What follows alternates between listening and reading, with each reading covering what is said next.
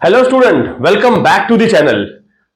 तो जैसा कि मैं accounting for goods and services tax आपको बता रहा हूं, चैप्टर 12 है, क्लास 11th अकाउंट्स। ये जीएसटी के ऊपर चैप्टर है। मैं करा रहा हूं आपको टीएस ग्रेवाल की बुक एडिशन 2023-24 का, जिसमें मैं ऑलरेडी कई टर्म्स आपको बता चुका हूं। परचेज की टेंशन जनरल एंट्री में विद जीएसटी मैं करा चुका हूं।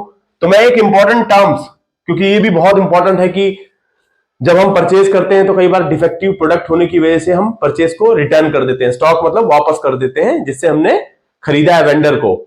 तो ऐसे में क्या करेंगे, इसकी क्या ट्रीटमेंट होगी? परचेज जब हमने जीएसटी लगा करके माल खरीदा था, तो अब जब स्टॉक रिटर्न कर रहे हैं हम, तो उसका क्या इंपैक्ट होगा जनरल एंट्री में जीएसटी का भी, ये भी आज हम समझेंगे। देखिए क्या होता है जब हमने माल खरीदा। लेट्स से यहां पर एग्जांपल को समझते हैं। मैं एक एग्जांपल इसीलिए लेके आया हूं तो आपको मैं इस एग्जांपल की मदद से जीएसटी की ट्रीटमेंट जनरल एंट्री में समझा सकूं। यहां पर क्या हुआ है, purchase return worth ₹1 lakh, 1 lakh रुपए का माल जो हमने 12% जीएसटी लगा करके खरीदा था, वो आज रिटर्न कर दिया हमने। भाई डिफेक्टिव था, प्रोडक्ट में कुछ कंप्लायंस इशू था या प्रोडक्ट की क्वालिटी में इशू था, तो हमने सारा का सारा माल अपने सप्लायर को, वेंडर को वापस कर दिया। तो क्या जनरल एंट्री फॉर्म करेंगे, ये हम करेंगे अभी, बट उससे पहले हम समझते हैं इसकी ट्रीटमेंट वर्किंग से। देखिए जब भी हम परचेज को रिटर्न करते हैं, हम वापस कर रहे हैं। अब आप ये भी देखिए कि हमने जब जीएसटी लगा के पे किया था, तो यहां पर जीएसटी भी रिटर्न होगा। वो भी हम, भाई देखो 1,12,000 रुपए का मैंने माल खरीदा था, सिंपल सी बात है, मैंने किसी वेंडर से 1,12,000 रुपए का माल खरीदा था, जिसमें 1 लाख रुपए कीमत थी गुड्स की और 12,000 रुपए था जीएसटी का। अज्यूम करते हैं ये इंट्रा स्टेट का सॉल्यूशन है, इंट्रा स्टेट का मतलब विद इन स्टेट, जिसमें सीजीएसटी और एसजीएसटी लगता है।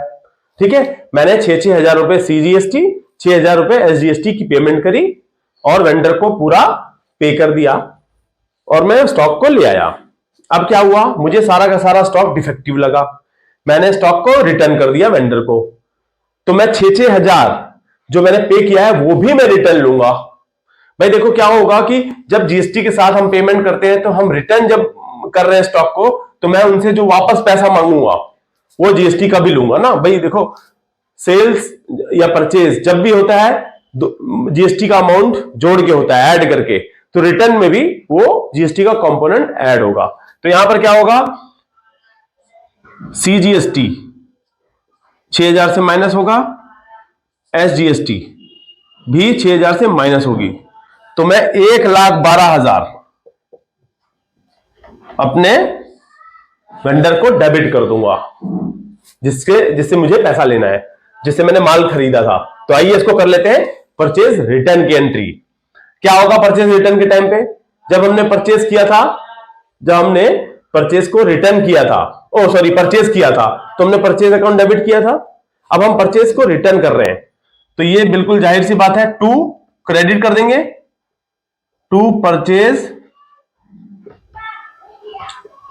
रिटर्न अकाउंट, कितने से क्रेडिट होगा ये, 1 लाख रुपए से, करेक्ट, क्योंकि 1 लाख रुपए का हमारा माल चला गया।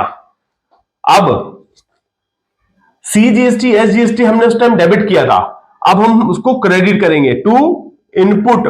ध्यान दें, ये बहुत इंपॉर्टेंट है। जो मैं ये आपको मैं एग्जांपल करा ही इसी ले रहा हूं कि आप जीएसटी का ट्रीटमेंट समझे इसमें, रिटर्न के सॉल्यूशन में। एक कोई भी टेंशन अगर रिटर्न की हो तो जीएसटी का क्या ट्रीटमेंट होता है वो समझे। इनपुट सीजीएसटी जो कि हमेशा एसेट होता है, यहां हम एसेट को कम कर देंगे।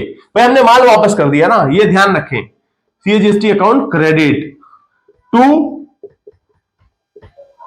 इनपुट एसजीएसटी,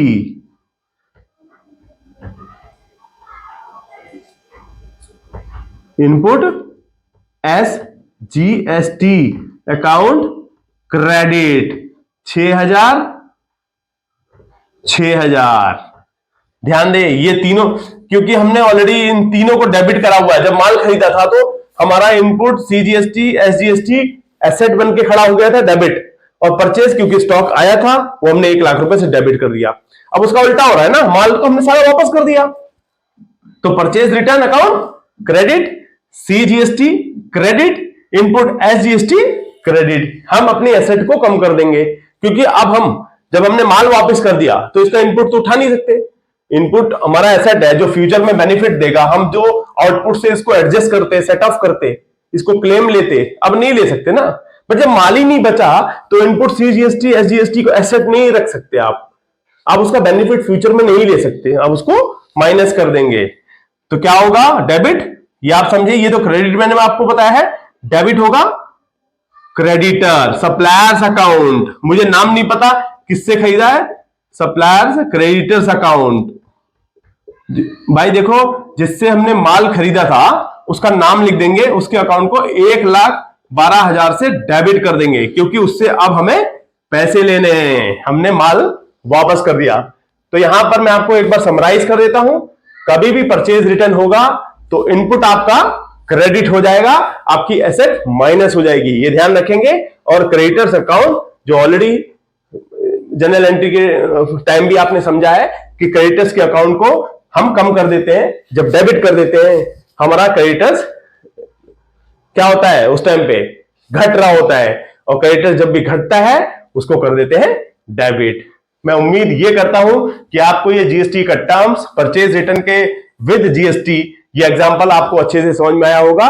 तो प्लीज इसे ज्यादा से ज्यादा लाइक करें, शेयर करें, और मेरे चैनल पे अगर आप नए हैं तो उसे सब्सक्राइब भी करें। Thank you, thanks for watching.